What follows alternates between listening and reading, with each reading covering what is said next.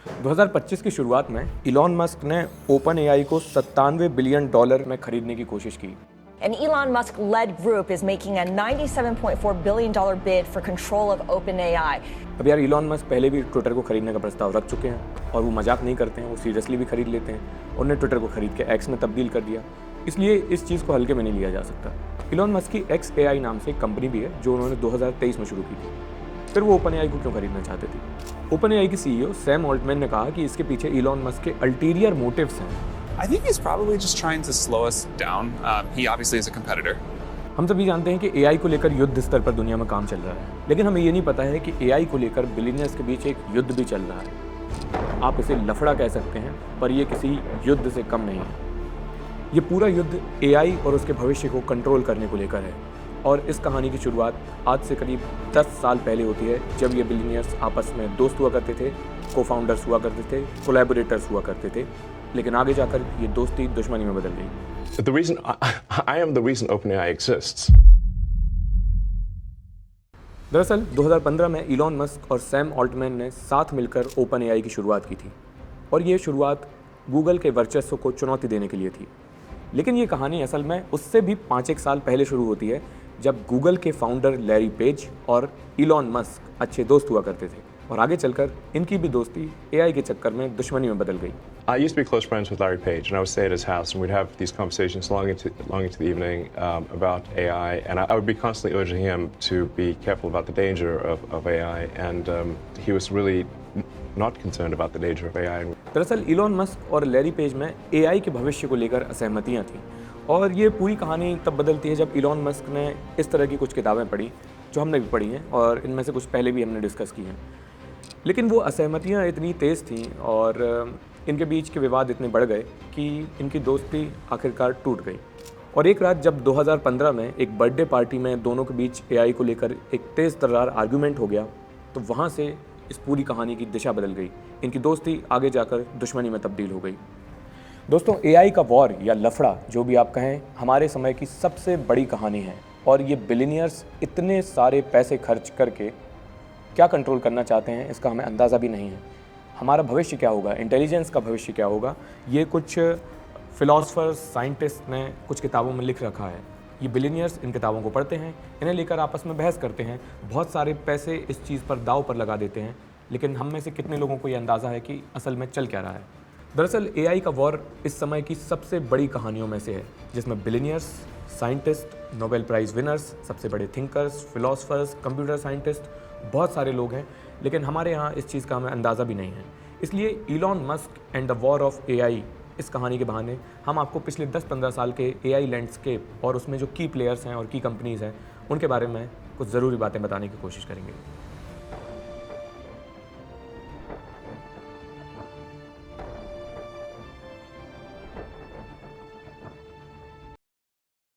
साल 1999 में इंटरनेट का जादू अपने चरम पर था।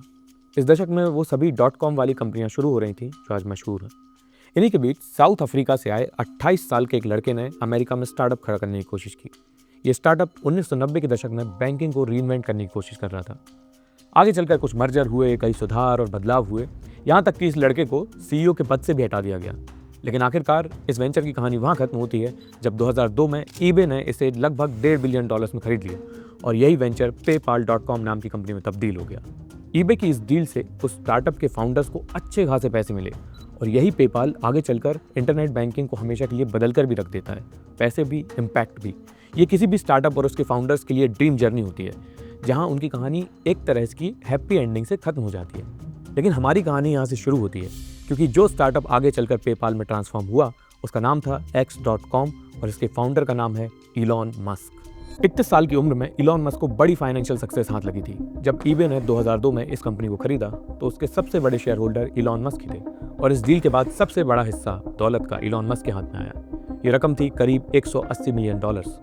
ये उस वक्त के हिसाब से बहुत ज़्यादा पैसा था। ये पैसा हाथ आने के बाद मस्क ने भी अपनी लाइफस्टाइल अपग्रेड की, जैसे हर कोई करता है, बंगला, गाड़ी, यॉट, अय्याशी, ये सब। लेकिन ये दौर कुछ वक्त तक ही मस्क को बांधे रख पाया, और जल्द ही ये सब दांव पर लगने वाला था, क्योंकि इलॉन मस्क अपनी नई अर्जित दौलत को दूसरे आइडियाज़ में झोंकने जा रहे थे।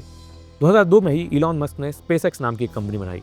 इस कंपनी का उद्देश्य है ह्यूमंस को पृथ्वी से निकालकर मंगल ग्रह और दूसरे ग्रहों पर बसाना। उस दौरान स्पेस एक्सप्लोरेशन प्राइवेट कंपनीज के बस के बाहर की चीज़ मानी जाती थी, इसलिए शुरुआती दौर में इन्हें कई फेलियर्स का सामना करना पड़ा और इसमें मस्क के अच्छे खासे पैसे और खर्च भी हुए।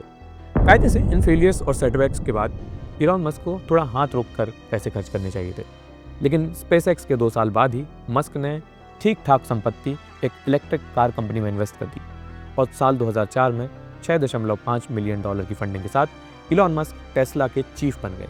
उस दौरान इलेक्ट्रिक कार का भी कोई सेफ मार्केट नहीं था और यहाँ भी मस्क के जो बचे हुए पैसे अभी थे वो भी और खर्च होने लग गए। 2008 के आसपास एक ऐसा दौर आया जब ये दोनों कंपनियां दिवालिया होने की कगार पर पहुंच गईं और इलॉन मस्क को अपने रेंट देने के लिए भी दोस्तों से पैसे उधार मांगने पड़े। He was essentially broke. Oh yeah, in debt, more than broke. More than broke. Yeah. कुछ साल पहले ही मिलीनियर बने मस्क की मानसिक और आर्थिक स्थिति 2008 आते आते काफ़ी ख़राब हो चुकी थी, लेकिन इसी दौरान कुछ ऐसे काम हुए, चमत्कार कह लीजिए, कि दोनों कंपनियां लाइन पर आने लगी। दोस्तों की फंडिंग, नासा की मदद और मार्केट में कुछ बदलावों ने इलॉन मस्क की कंपनियों की दिशा और दशा हमेशा के लिए बदल दी। 2012 आते आते टेस्ला और स्पेसएक्स दोनों ही कंपनियां अपनी सक्सेस के चलते सुर्खियां बटोरने लगी थी और इलॉन मस्क दोबारा एक सक्सेसफुल और दिग्गज फाउंडर के रूप में स्टैब्लिश हो चुके थे। In the history of spaceflight, only 4 entities have launched a space capsule into orbit and successfully brought it back to the Earth: the United States, Russia, China, and Elon Musk. अब कायदे से यहाँ level up करने के साथ Elon Musk और उनके ventures की कहानी को एक हैप्पी एंडिंग मिल सकती थी, लेकिन रिस्क और मस्क में बस एक ही अक्षर का अंतर है। मस्क को अपने रिस्क सीकिंग दिमाग के लिए एक और आइडिया मिलने का इंतजार भर था और साल 2012 में इलॉन मस्क के पेपाल के दिनों के दोस्त, दुश्मन और को फाउंडर पीटर थियल ने एक डिनर ऑर्गेनाइज किया। दरअसल पीटर थियल स्टार्टअप्स की दुनिया में एक और बड़ा नाम है, बड़े इन्वेस्टर माने जाते हैं। इन्होंने सन 2000 के आसपास इलॉन मस्क की कंपनी X.com में अपनी कंपनी मर्ज करके पेपाल बनवाई थी और इसी दौरान पीटर थियल का मस्क से बड़ा झगड़ा भी हुआ था, जिसके चलते इन्होंने बाकी साथियों के साथ मिलकर मस्क को CEO के पद से हटवा दिया था और इनके रिश्तों में काफ़ी खटास आ चुकी थी, वो डील बिकने तक 2002 तक। लेकिन फिर समय के साथ दोनों के रिश्तों में सुधार हुआ और 2008 में जब मस्क की कंपनियां स्पेसएक्स और टेस्ला क्राइसिस में थी, तब पीटर थियल को इनमें और मस्क में पोटेंशियल दिखा। उन्होंने कुछ और इन्वेस्टर दोस्तों के साथ मिलकर इसमें निवेश किया और इस कंपनी को डूबने से बचाया। इस सदी की शुरुआत के साथ 2000 के दशक में शुरुआती दशक था, उसमें पीटर थियल एक सक्सेसफुल एंटरप्रेन्योर के साथ साथ एक दिग्गज इन्वेस्टर भी बन चुके थे। उन्होंने उस दौर में आज की जो सबसे बड़ी बड़ी कंपनियां हैं तब इन्वेस्ट किया था और उन सभी के फाउंडर्स से अपनी करीबी बढ़ाई थी। ऐसे करीब एक दशक के बेहतरीन ट्रैक रिकॉर्ड के बाद 2012 में पीटर थियल ने फाउंडर्स फंड डिनर को होस्ट किया। इस डिनर में इलॉन मस्क समेत उस दौर के सबसे सफल और पोटेंशियल फाउंडर्स को इनवाइट किया गया था। इसी दौरान इलॉन मस्क की शुरुआत यूके के एक नौजवान फाउंडर से हुई। इस लड़के का नाम है डेमिस हेसबिस। डेमिस बचपन से ही एक जीनियस चेस चैंपियन थे।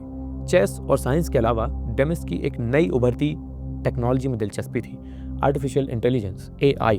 डेमिस हेसबिस ने लंदन में एक AI लैब बनाई थी जिसका नाम रखा गया डीप माइंड। ये अपने समय की सबसे अनोखी कंपनी थी, इसलिए पीटर थियल के डिनर में डेमिस हेसबिस भी पहुंचे थे। इस डिनर में इलॉन मस्क और डेमिस हेसबिस के बीच अच्छी खासी बातचीत हो गई, वाइब चेक हो गई और इसके बाद मस्क ने डेमिस को अपनी कंपनी स्पेसएक्स की फैक्ट्री में एक टूर के लिए आमंत्रित किया। इस दौरान मस्क और डेमिस ने डिस्कस किया कि कैसे अनेक वजहों से पृथ्वी पर मनुष्यों का अस्तित्व खतरे में आ सकता है। मस्क ने बताया कि ऐसे किसी भी खतरे से निपटने के लिए मनुष्यों को पृथ्वी के अलावा एक और बैकअप प्लैनेट तैयार रखना चाहिए, इसलिए उनकी कंपनी स्पेसएक्स मानव जाति को मार्स या दूसरे ग्रहों पर ले जाने की तैयारी कर रही है। स्पेस फैक्ट्री टूर और ग्रैंड विजन के साथ कोई भी नौजवान फाउंडर जो है वो इम्प्रेस या डिप्रेस होकर लौट आता, लेकिन डेमिस हेसबिस साधारण लड़का नहीं था। हेसबिस ने फैक्ट्री टूर के दौरान मस्क की सारी बात ध्यान से सुनी और लंच करते करते मस्क को धीरे से एक वार्निंग भी दे डाली।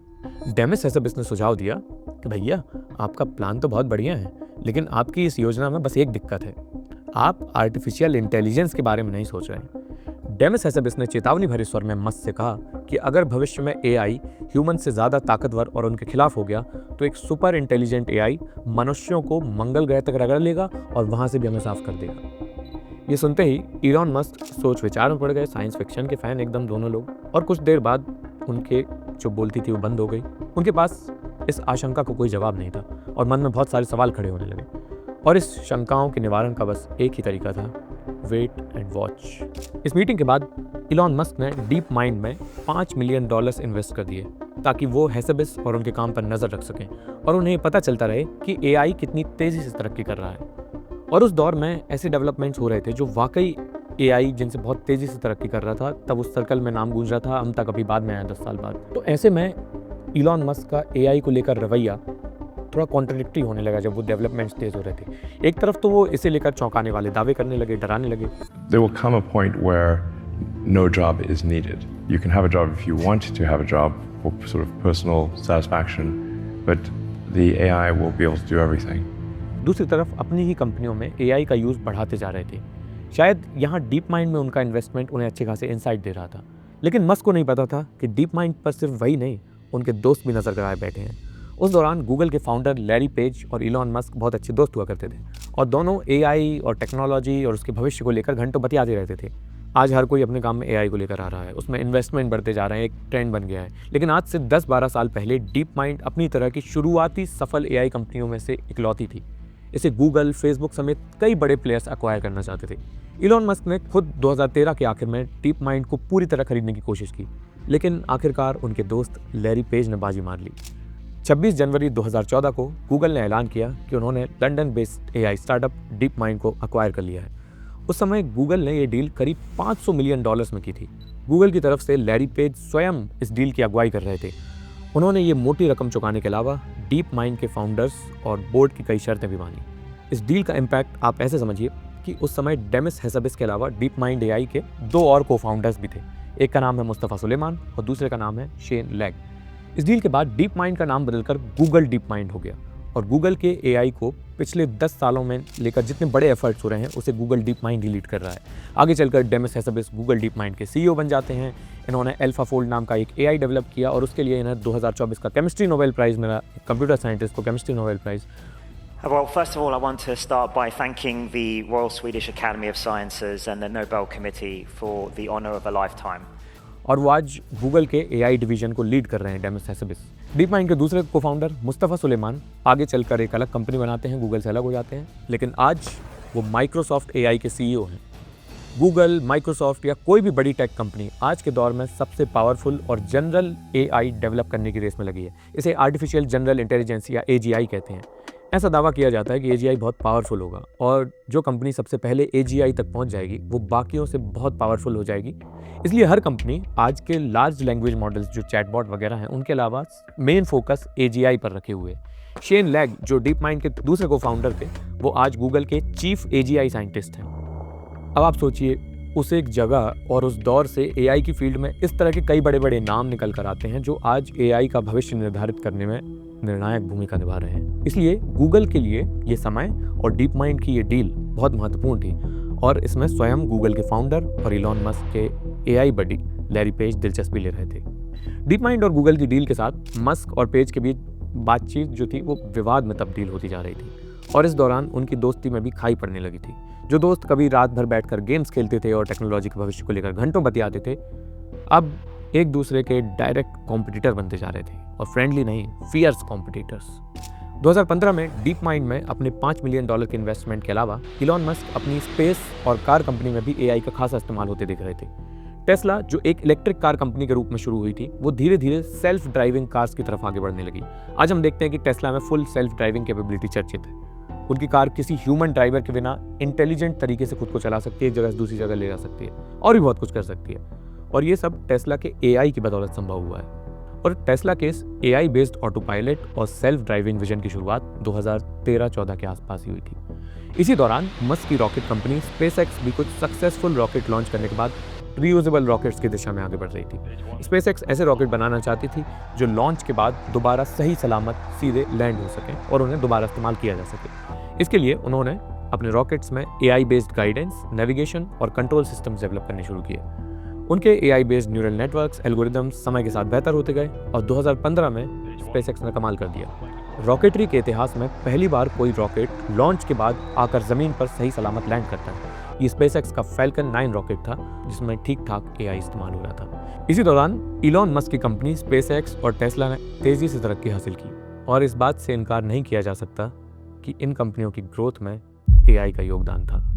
आपको ये ग्रोथ देखने के लिए कोई बड़े बड़े वैल्यूएशन मार्केट नंबर्स देखने की ज़रूरत नहीं है। आप टेस्ला के इस पीरियड के स्टॉक्स पर एक नज़र मारिए। इसी टाइम पीरियड में टेस्ला के स्टॉक प्राइस में पहला बड़ा जंप देखने को मिलता है। आप ग्राफ में देखिए ध्यान से। हम कोरिलेशन को कॉजेशन बताना अच्छी आदत नहीं मानते हैं, उस जमात से नहीं है, टेस्ला की ग्रोथ में दूसरे फैक्टर्स भी थे, लेकिन ये वही टाइम पीरियड है जब इलॉन मस्क एआई को लेकर पहली बार सीरियस हुए थे। 2013 से लेकर 2020 यूएस की बहुत सारी टेक कंपनियां इस दौरान छलांग मार रही थी और हम लोग तो कॉलेज में थे, थोड़े मोड़े बहुत पैसे हुआ करते थे, फिर पहली नौकरी भी लगी। खासकर कोविड के टाइम पे इन कंपनियों के स्टॉक्स ऐसी ऊंचाई छू रहे थे कि हमारा दिल भी हिलोरे लेने लगता था, मन तो करता था, लेकिन मुश्किल था ही नहीं। तब जब टेस्ला में इन्वेस्ट करना एक एवरेज इंडियन के लिए लेकिन जब मुश्किल लगता था, IND मनी क्वाइटली एक और कहानी लिख रहा था टेक्नोलॉजी के थ्रू फाइनेंशियल एम्पावरमेंट की, ताकि आगे जाकर इंडिया के लोग भी यूएस के या ग्लोबल स्टॉक्स में इन्वेस्ट कर सकें। IND मनी में कई फीचर्स हैं जो ग्लोबल इन्वेस्टिंग को पहले से काफ़ी ईजी बना देते हैं। पहले यूएस स्टॉक्स में इन्वेस्ट करना इंडियंस के लिए काफ़ी कॉम्प्लेक्स था, करेंसी कन्वर्जन, कॉम्प्लायंस और एक्सपेंसिव वैल्यूएशन। लेकिन अब आप 100 रुपये में भी एप्पल या अमेजॉन जैसे स्टॉक्स का एक छोटा सा हिस्सा खरीद सकते हैं। इसे फ्रैक्शनल इन्वेस्टिंग कहते हैं। आप SIP भी सेट कर सकते हैं डेली या मंथली, जिससे ग्लोबल कंपनीज में रेगुलर इन्वेस्टिंग पॉसिबल हो जाता है। डिविडेंड का क्या? इस ऐप में एक डिविडेंड कैलेंडर फीचर भी है जो आपको क्लियरली दिखाता है कि कब और कितना डिविडेंड आया। अगर आपने कई ट्रेड्स किए हैं तो प्रॉफिट एंड लॉस कैलेंडर भी है, वो आपको विजुअल फॉर्मेट में पूरा स्नैपशॉट दे देता है, कब किस ट्रेड में प्रॉफिट हुआ, किस में नहीं हुआ। IND मनी के ये ग्लोबल इन्वेस्टिंग वाले जो फीचर्स हैं वो हमारे आपके जैसे लोगों के लिए यूएस कंपनीज में इन्वेस्ट करने को एक्सेसिबल और सिंपल बनाते हैं। अगर आप यूएस स्टॉक्स में इन्वेस्ट करना चाहते हैं तो आप डिस्क्रिप्शन में दिए गए लिंक से IND मनी इंस्टॉल कर सकते हैं और उसके ग्लोबल इन्वेस्टिंग वाले फीचर्स को यूज़ करके देख सकते हैं। लेकिन अभी हम अपनी कहानी में इंडिया से थोड़ा जूम आउट करके, इन्वेस्टिंग से जूम आउट करके ग्लोबल टेक्नोलॉजी के लेवल पे क्या हलचल हो रही थी ये देखते हैं। ये साल 2013 के आखिर की बात है। सिलिकॉन वैली में पोलो ऑल्टो नाम का एक पॉश इलाका है। वहाँ पे गूगल के फाउंडर लैरी पेज का घर है। वहीं पे इलॉन मस्क अपना ज़्यादातर समय बिताते थे और दोनों लोग अक्सर आर्टिफिशियल इंटेलिजेंस के फ्यूचर पर चर्चा करते थे। वॉल्टर आइजैक्सन की किताब में इलॉन मस्क इससे जुड़े कई वाक्य बताते हैं कि वो घंटों AI की चर्चा करते और धीरे धीरे मस्क को ये एहसास होने लग गया कि वो दोनों लोग फंडामेंटली अलग अलग दिशाओं में सोच रहे थे। लैरी पेज जो हैं वो AI को लेकर बहुत ऑप्टिमिस्टिक थे मस्क के मुताबिक। उनका मानना था कि इंटेलिजेंट मशीन्स इंसानों की अगली इवोल्यूशनरी स्टेप है, लेकिन मस्क को ये तेज़ी से बढ़ती AI की ताकत बेचैन कर रही थी। 2014 में मस्क ने निक बॉस्ट्रम की किताब सुपर इंटेलिजेंस पढ़ी और उसके बाद उनका ये डर और गहरा गया। फिर जब जनवरी 2014 में गूगल ने डीप माइंड को एक्वायर किया, जो लंदन बेस्ड AI स्टार्टअप है डेमिस हेसेबिस का, तो मस्क की चिंता अपने पीक पर पहुंच गई। डीप माइंड के फाउंडर्स डेमिस हेसेबिस, मुस्तफ़ा सुलेमान और शेन लैक ये अब गूगल के लिए AI पर काम कर रहे थे। इसी दौरान मस्क की और पेज की असहमतियाँ भी बढ़ती जा रही थी। साल 2015 के आसपास जब एक शाम पोलो ऑल्टो के उसी घर में, लैरी पेज के घर पर, इलॉन मस्क और पेज के बीच में तगड़ी बहस हो रही थी, तो मस्क ने अपनी चिंता खुलकर जाहिर की और कहा कि लैरी भाई, तुम्हें अंदाज़ा है कि इंटेलिजेंट AI अगर हमसे ज़्यादा डेवलप हो गया तो इंसानों के साथ क्या हो सकता है? एग्जिस्टेंशियल खतरा है, हमारे अस्तित्व पे सवाल है बहुत बड़ा। पेज थोड़ा सा इसको लेकर डिसमिसिव थे। उन्होंने बोला कि इलॉन भाई, अगर हमसे बेहतर चीज़ें आती हैं और हम रिप्लेस कर देती हैं तो ये तो एवोल्यूशन का नेचुरल फ्लो हुआ, इसमें डरना कैसा?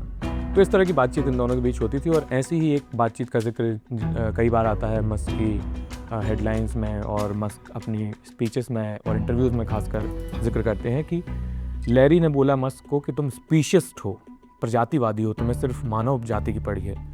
तो मस्क ने बोला yes, I am pro human.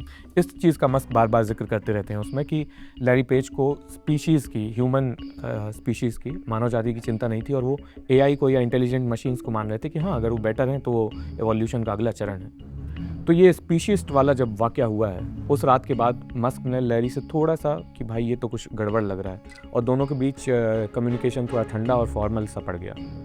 लेकिन फिर मस्क को रियलाइजेशन हुआ कि ये सिर्फ जो है ये टेक्नोलॉजी और बिज़नेस राइवलरी तक सीमित नहीं है मामला। और उस रात वो घर पहुंचकर बहुत देर सोचते हैं और उनको समझ में आता है कि AI का खतरा सिर्फ टेक्नोलॉजी नहीं बल्कि उसको बनाने वाले की सोच में छुपा हुआ है। और फिर वो डिसाइड करते हैं कि लैरी पेज और बाकी लोगों के साथ वो भी इस रेस में प्रॉपर शामिल होंगे। मस्क के AI को लेकर जो थॉट्स हैं वो कैसे डेवलप हुए, इसके लिए समय में थोड़ा पीछे जाना होगा हमें और देखना होगा तारीखों में जब मस्क के अलग अलग ट्वीट्स, उनकी स्पीचेस और आर्टिकल्स उनके निकलते हैं, उनमें वो क्या क्या कह रहे हैं, उससे समझ में आएगा कि मस्क की AI को लेके मनोस्थिति क्या है। तो तारीख थी 24 अक्टूबर 2014 और जगह थी Massachusetts institute of technology MIT। इसका एरो एस्ट्रो सेंटेनियल सिंपोजियम चल रहा था। इलॉन मस्क मंच पर खड़े थे और उस शाम ऑडिटोरियम भरा हुआ था। सामने स्टूडेंट्स, साइंटिस्ट और एरोस्पेस इंजीनियर्स बैठे थे। बात आर्टिफिशियल इंटेलिजेंस की चल रही थी। मस्क ने कभी एक ऐसा स्टेटमेंट बोला जो आने वाले कई सालों तक बार बार हेडलाइन बनने वाला था। Do you have any plans to enter the field of artificial intelligence? I think we should be very careful about artificial intelligence. If I were to guess at what our biggest existential threat is, it's probably that. I mean, with artificial intelligence, we are summoning the demon. Hall में एक अजीब सी चुप्पी छा गई। सामने बैठे लोगों में से शायद कुछ लोग हंसे भी, शायद मस्क की बात को एक मजाक समझा उन्होंने, लेकिन मस्क की आंखों में कोई मजाक नहीं था, सिर्फ एक गंभीर डर दिख रहा था। मस्क की चिंता अचानक से नहीं आई थी। कुछ महीने पहले ही 2014 में उन्होंने फिलोसोफर निक बॉस्ट्रम की किताब सुपर इंटेलिजेंस पढ़ी थी। ये किताब है, ये निक बॉस्ट्रम की लिखी किताब है, super intelligence paths, dangers and strategies. Musk ने बाद में इस किताब के बारे में बताया था कि ये उनके लिए एक आई ओपनर थी और ये उस समय के बहुत लोगों ने पढ़ी, बहुत लोगों ने लिखना शुरू किया इसके बारे में। और इसके बाद मस्क ओपनली बोलने लगे थे कि एआई का विकास ह्यूमैनिटी के लिए एग्जिस्टेंशियल रिस्क पैदा कर सकता है। उसी दौरान मस्क ने एक ट्वीट भी किया था जो काफ़ी चर्चित हुआ बाद में। उन्होंने लिखा था, we need to be super careful with AI, potentially more dangerous than nukes. मतलब ये न्यूक्लियर हथियारों से भी ज़्यादा खतरनाक है, हमें इसको लेकर थोड़ा सा कॉशियस रहना चाहिए। MIT की उस शाम के बाद मस्क की चिंता सिर्फ प्राइवेट डिस्कशंस तक सीमित नहीं रही, अब मेन स्ट्रीम मीडिया की स्पॉटलाइट भी उन पर पड़ चुकी थी। उसी दौर में वैनिटी फेयर इसने मस्क का एक इंटरव्यू और MIT वाली बात को लेकर सवाल किया। मस्क ने जवाब दिया, I don't think most people understand just how quickly machine intelligence is advancing. It's much faster than almost anyone realizes, even within Silicon Valley, and certainly outside Silicon Valley, people really have no idea. Musk ने यह भी कहा था कि वो AI के खिलाफ नहीं है, लेकिन उसे रेगुलेट करना, उसे कंट्रोल में रखना ज़रूरी है। पर मीडिया हेडलाइंस उनकी चिंता को अलार्मिस्ट अप्रोच के तौर पर दिखाने लगी। MIT स्पीच और मीडिया डिबेट्स के चलते मस्क अब एक नई क्लैरिटी के साथ सामने आ रहे थे।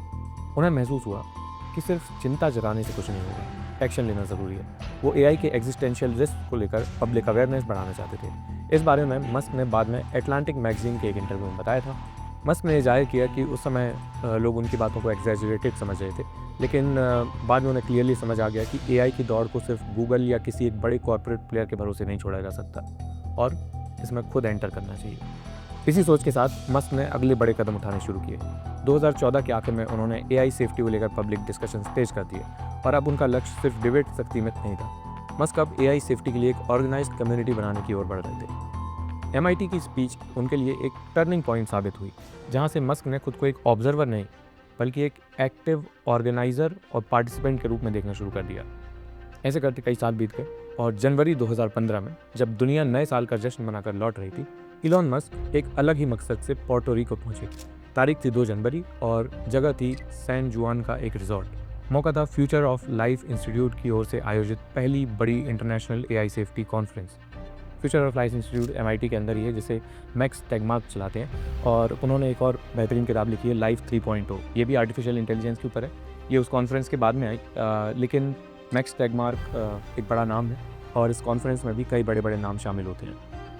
मस्क वहाँ अकेले नहीं पहुँचे थे, उनके साथ दुनिया भर से कई साइंटिस्ट, टेक के लोग, फिलोसफर्स, ये सभी मौजूद थे। उनमें निक बॉस्ट्रम, जिन्होंने किताब लिखी, उनका नाम था।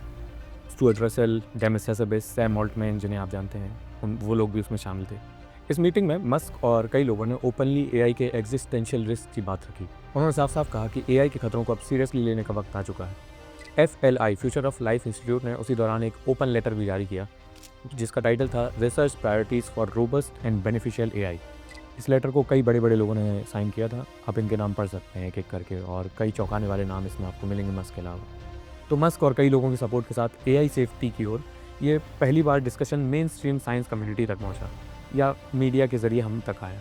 और मस्क के खुद के लिए भी ये एक डिसाइसिव कदम था, जिसमें वो अब सिर्फ वार्निंग्स नहीं बल्कि एक्टिव सॉल्यूशंस खोज रहे थे या खुद को इन्वॉल्व करना चाह रहे थे उस काम में। निक बॉस्ट्रम की किताब सुपर इंटेलिजेंस तो मस्क को पहले ही डीपली प्रभावित कर चुकी थी, लेकिन अब उनकी मुलाकात MIT फिजिसिस्ट और FLI के को फाउंडर मैक्स टेगमार्क से हुई और ये लोग AI के सेफ डेवलपमेंट को लेकर बहुत वोकल होने लगे। मस्क ने टेगमार्क के साथ मिलकर अब एक ऑर्गेनाइज्ड कम्युनिटी बनाने की दिशा में कदम बढ़ाया। आइजैक्सन की बायोग्राफी के मुताबिक पोर्टो रिको में मस्क को साफ लगा कि उनके जैसे लोग माइनॉरिटी में हैं और वहाँ मौजूद लगभग हर साइंटिस्ट AI को लेकर चिंतित था। लेकिन पहली बार लगा कि एआई सेफ्टी के लिए अब रियल कोऑर्डिनेटेड एक्शन लेना मुमकिन है। मस्क को ऐसा लगा। पोर्टो रिको की उसी कॉन्फ्रेंस में हुई एक और खास मुलाकात इलॉन मस्क के लिए टर्निंग पॉइंट साबित हुई। सैम ऑल्टमैन उस समय एक युवा एंटरप्रेन्योर थे जो सिलिकॉन वैली के स्टार्टअप एक्सेलरेटर वाई कॉम्बिनेटर के अध्यक्ष भी थे। अभी भी आप कई वीडियोस देख सकते हैं, उसमें वाई कॉम्बिनेटर में इलॉन मस्क और सैम ऑल्टमैन के हैं, और कई लोगों के वाई कॉम्बिनेटर अभी भी एक बड़ा नाम है। खास बात यह है कि मस्क को लगा कि वो भी उनकी ही तरह एआई सेफ्टी को लेकर काफ़ी चिंतित है। ऑल्टमैन का मानना था कि एआई की दौड़ में सिर्फ कॉर्पोरेट प्रॉफिट्स की जगह ह्यूमैनिटी की सेफ्टी के लिए भी एक ओपन और कोलैबोरेटिव अप्रोच की ज़रूरत थी। इसी सोच ने मस्क और ऑल्टमैन के बीच तुरंत एक स्ट्रॉन्ग कनेक्शन बनाया, और इसी दौरान मस्क और ऑल्टमैन दोनों ने सीरियसली सोचना शुरू किया कि एआई के इस एग्जिस्टेंशियल रिस्क को कैसे एड्रेस किया जाए, इस खतरे को जो हमारे अस्तित्व पर ही सवाल उठा रहा है। तो दोनों के बीच प्राइवेट मीटिंग्स शुरू हुई। इन्हीं मीटिंग्स के दौरान ग्रेग बॉकमैन और इलिया सुत्स्कीवर जैसे एआई एक्सपर्ट्स भी जुड़ गए। इलिया सुत्स्कीवर, जो आज भी बहुत बड़ा नाम है, उस समय गूगल ब्रेन के प्रमुख वैज्ञानिकों में से एक थे जो एआई पर ही काम कर रहे थे उधर, और मस्क को ऐसा लगा कि ये हमारे विजन और कंसर्न को समझते हैं। तो मस्क का एक आइडिया क्लियर था कि एक ऐसा एआई ऑर्गेनाइजेशन जो ओपन सोर्स हो, जिसका मकसद प्रॉफिट नहीं बल्कि ह्यूमैनिटी का सर्वाइवल और सेफ्टी हो। और इस पर उनके मुताबिक ये सभी लोग अलाइन कर गए उस समय, और एक नया ऑर्गेनाइजेशन निकल कर आता है, जिस ऑर्गेनाइजेशन को आज हम सब जानते हैं, जिसमें दुनिया बदल दी, वो आगे आएगा। लेकिन पोर्टो रिको की उस कॉन्फ्रेंस से लौटकर मस्क ने ऑल्टमैन, ब्रॉकमैन और सुत्स्कीवर के साथ कॉन्क्रीट डिस्कशन शुरू कर दिए थे, और ये छोटी छोटी प्राइवेट मीटिंग्स ही थी जो अब एक बड़े ऑर्गेनाइज्ड एफर्ट का रूप लेने लगी थी। अब मस्क को ऐसा लग रहा था कि उनके लिए ये एक प्राइवेट डिस्कशन नहीं है, ना ही कोई फिलोसफिकल डिबेट है। अब ये उनके लिए एक मिशन बन चुका है, जिसमें कुछ और लोग भी शामिल हैं, जिसमें सैम ऑल्टमैन, सुत्स्कीवर, इस तरह के कई नाम। अब यहाँ हम इस कहानी को थोड़ा सा पॉज कर रहे हैं। इसके बाद ओपन एआई का जन्म होता है, और ओपन एआई के जन्म की कहानी शुरू होती है। Elon Musk, Sam Altman and friends मिलकर ओपन एआई शुरू करते हैं, फिर बाद में मस्क उससे अलग भी हो जाते हैं। वो पूरी एक लंबी कहानी है ओपन एआई से जुड़ी, वो हम आपको एक दूसरी वीडियो में बताएंगे। ये एआई के इतिहास से जुड़ी सीरीज़ है, जिसमें हम टेक्नोलॉजी का इतिहास समझा रहे हैं। हम आपको ये समझाना चाहते हैं इस सीरीज़ के माध्यम से कि कोई भी जो टेक्नोलॉजी है, चाहे एआई हो, चाहे कोई भी फ्यूचरिस्टिक टेक हो, उसका उदय अचानक से नहीं होता है। उसके पीछे सालों दशकों की मेहनत होती है, उसके पीछे के विचार होते हैं, उनकी कहानियाँ होती हैं, फाउंडर्स की लड़ाई झगड़े और सहमतियाँ असहमतियाँ सब कुछ होती हैं। इस सीरीज़ के माध्यम से हम आपको ये बताना चाह रहे हैं। लगभग यही कहानी हमने ब्रेन मशीन इंटरफेस और न्यूरालिंक के संदर्भ में भी सुनी थी, क्योंकि इलॉन मस्क का ब्रेन मशीन इंटरफेस और न्यूरालिंक का जो खासकर वेंचर है, वो भी एआई से जुड़ा हुआ है। वो वीडियो आप देख सकते हैं, उसका लिंक आपको यहीं कहीं मिल जाएगा। इस तरह की स्टोरीज से हमें समझ में आता है कि ग्लोबल स्टेज पर टेक्नोलॉजी को लेकर क्या चलते आ रहा है इतिहास में, और अभी क्या हो रहा है, और भविष्य में क्या होने वाला है, इसका एक थोड़ा सा अंदाज़ा मिलता है, इसकी थोड़ी सी झलक मिलती है। और ग्लोबल ब्रांड्स में अगर आप इन्वेस्ट करना चाहते हैं तो आप IND मनी ऐप को चेकआउट कर सकते हैं, उसका लिंक आपको डिस्क्रिप्शन में मिल जाएगा। इस वीडियो को अगर आप यहाँ तक देख रहे हैं तो जाहिर सी बात है आपकी टेक्नोलॉजी और उसके इतिहास में दिलचस्पी होगी। आप हमें कमेंट्स में बताइएगा आप किन कंपनियों को और उनके फाउंडर्स की कहानियों को सुनना चाहेंगे अगली वीडियोज़ में, और ये भी बताइएगा कि ये वीडियो आपको कैसी लगी। जैसे आप यहाँ तक देख रहे हैं, इसके लिए आपका बहुत बहुत शुक्रिया। मैं हूँ क्या और तू है क्या, मैं हूँ क्या और तू है क्या, ये तो नजर की बात है। मैं हूँ कहाँ और तू है कहाँ, ये तो सफर की बात है।